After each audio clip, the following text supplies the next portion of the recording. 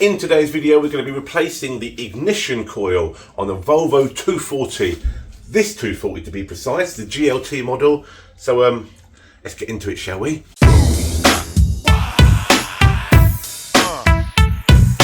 Right, you're probably wondering why I'm replacing the coil, okay? When I've just done the fuel tank and the car was running fine.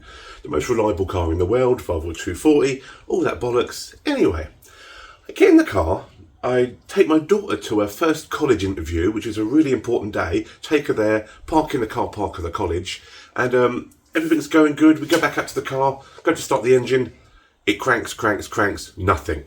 Absolutely nothing. I'm thinking, oh my God, what have I got to call the AA to get me home? What's going on here? This car's meant to be, these cars are meant to be renowned for always getting you home.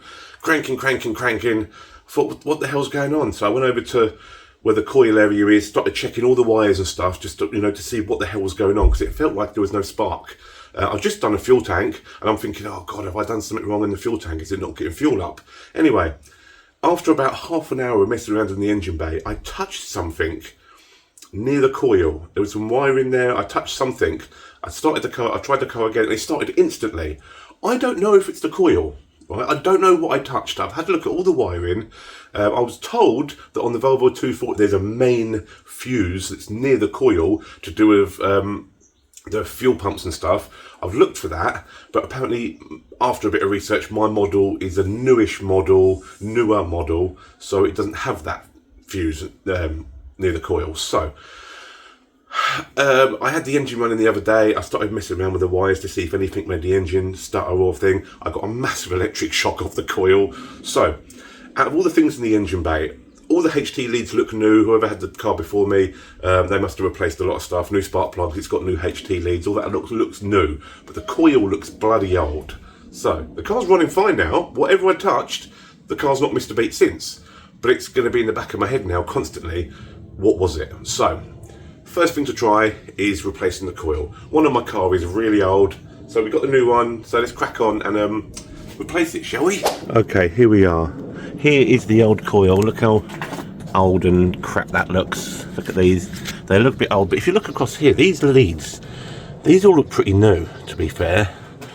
I've told that the spark plugs have been done, so let's crack on. See, when the car wouldn't start, I came over here and I started messing with these wires.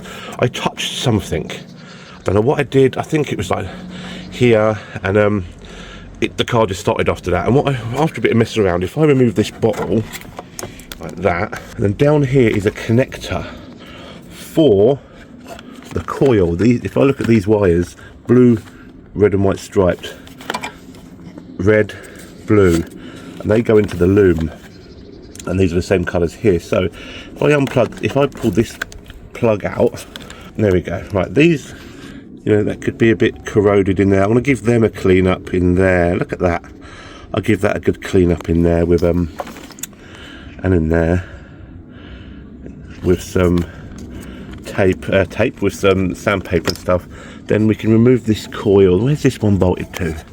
This coil seems to be bolted here. I can use the bracket of the old one, so I need to undo this bolt here and then remember where all these wires go. So first things first, let's pull this off gently. These can break. There we go, that in there. So let's put that to one side. First things first, I'm going to leave these wires on until I get the next one, the other one, new one over here, and then I can make sure things are in the right place and it's the right coil. Okay, here's the new coil and here's the old coil, still on the car. I'm just going to make sure before I touch anything, I'm going to have a look on here. So that's positive, that is negative. So before I pull these wires off, I want to make sure I know which side is what. It looks like a negative there, but that says 15. What? There's a weird plastic cap here, so I know that's on the left and I know that's on the right. So if I pull these off, let's get these off and out the way. Let's move them out the way. I also want to check the wiring on these while I'm at it to see if there's anything in that wiring loom was the reason.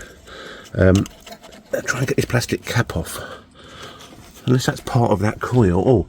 No, I think it's been held down by these nuts. So I'm going to unscrew these because I want to keep that plastic cap. Right, so I think they look like, are they 10s or are they 8s?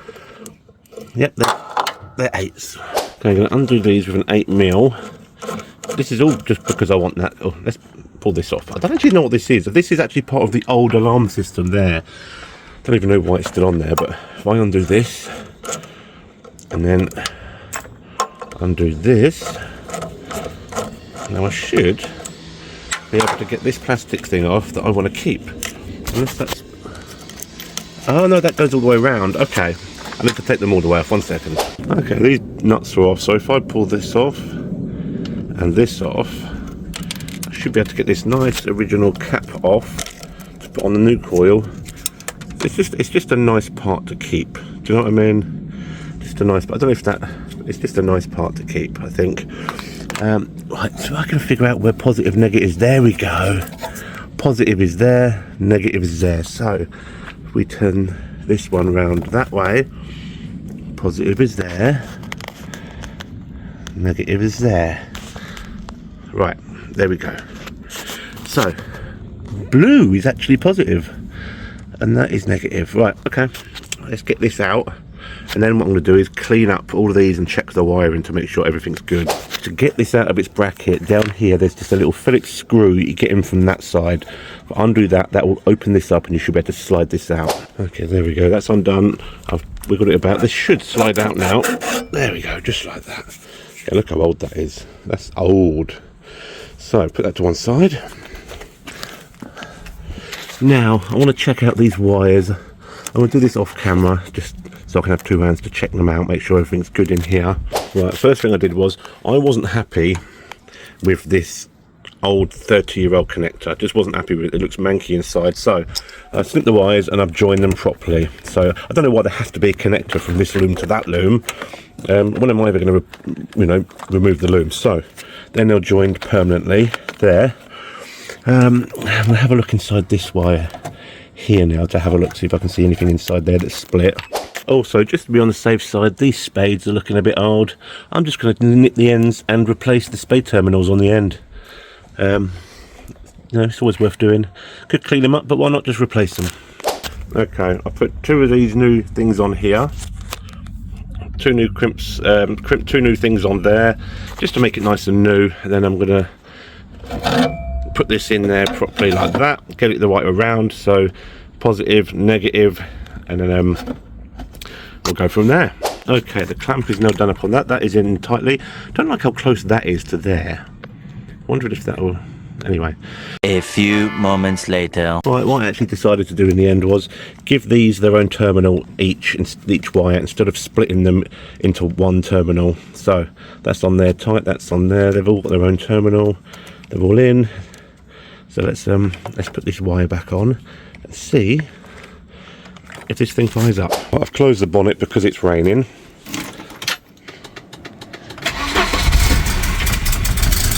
Oh.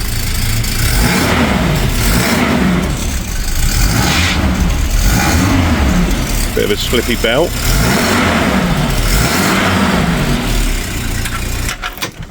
Sounds good. Well, there you have it. That is how you change a coil on a Volvo 240. Pretty quick video today. I was meant to be doing another video for you guys of me lowering it, but as usual, it's raining on a Saturday. So if you can hear it on the roof, yes, it's raining. It doesn't rain all week. Then every Saturday when I want to make a video, it rains. And as you can see, there's lots of stuff in my workshop again. So yeah, that's something I wanted to do out on the street anyway. Right. I don't know if you've spotted these in the background. Got some adapters also, and these are the centres of the wheels I might be using on the Volvo. I've got the barrels down there, so stay tuned for all that jazz. And yeah, sorry about the short video, but what can I do about the British weather? Summer really soon, and there'll be loads of content going out, but for now, sorted out the coil on the Volvo. So don't forget to like and subscribe and all that stuff, and I'll see you in the next one, peeps.